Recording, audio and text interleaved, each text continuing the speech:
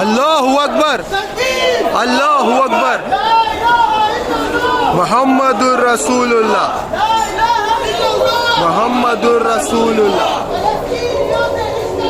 لا الہ الا اللہ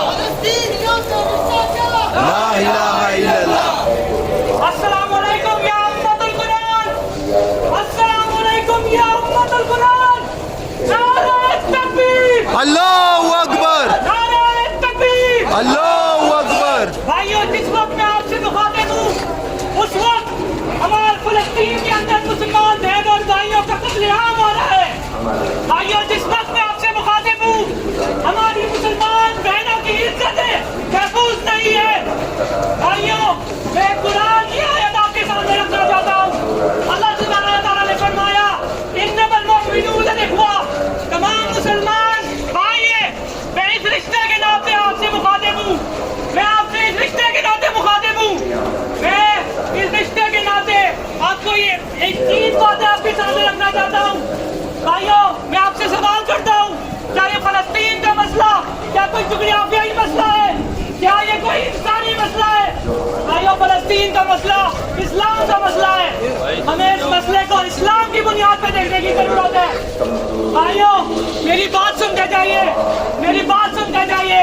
فلسطین کے مسئلے کا حل یہ خان حکمران OIC سمٹ کے اندر کیا دیتے ہیں؟ وہ یہ حل دیتے ہیں کہ اس کا حل دو ریاستی حل ہے۔ یہ دو ریاستی حل کیا ہے؟ دو ریاستی حل یہ ہے کہ انبیاء کی سرزمین کو یہودی قابض وجود کو دے دیا جائے۔ میں آپ سے پوچھنا چاہتا ہوں کیا یہ اسلام کا حل ہے یا یہ ظلم کا حل ہے؟ بولیے کیا یہ اسلام کا حل ہے یا یہ ظلم کا حل ہے؟ ظلم کا حل ہے۔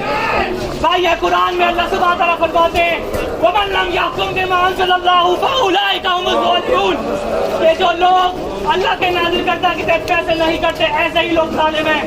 یہ حکمران کیا فیصلے کرتے ہیں؟ یہ شریعت سے فیصلے کر رہے ہیں یا یہ اپنی عقلوں سے فیصلے کر رہے ہیں؟ عقلوں سے۔ دو ریاستی حل اپنی عقل سے فیصلہ ہے اور یہ ظلم کا حل ہے جو یہ حکمران دیتے ہوئے ہیں۔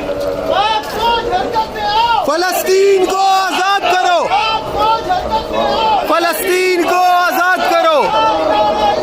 محمد الرسول اللہ محمد الرسول اللہ اللہ اکبر۔ اس فلسطین کے مسئلے کا حل کیا ہے؟ اس مسئلے کا حل اللہ سبحانہ تعالیٰ قرآن میں فرماتے ہیں۔ اللہ سبحانہ تعالیٰ کہتے ہیں قُلْ إِن كَانَ آبَاؤُكُمْ وَأَبْنَاؤُكُمْ وَأَزْوَاجُكُمْ وَعَشِيرَتُكُمْ وَأَمْوَالٌ اقْتَرَفْتُمُوهَا وَتِجَارَةٌ تَخْشَوْنَ كَسَادَهَا وَمَسَاكِنُ تَرْضَوْنَهَا أَحَبَّ إِلَيْكُم مِّنَ اللَّهِ وَرَسُولِهِ فِي جِهَادٍ فِي سَبِيلِهِ فتربصوا انتظار کرو۔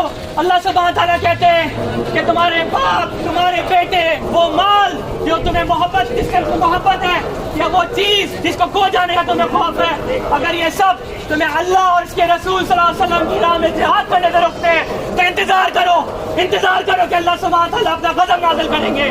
بھائیو اس کا حل اور کچھ نہیں کہ ہم افواج پاکستان کو کھول دیں کہ وہ حرکت میں آئے اور فلسطین کو آزاد کرائیں۔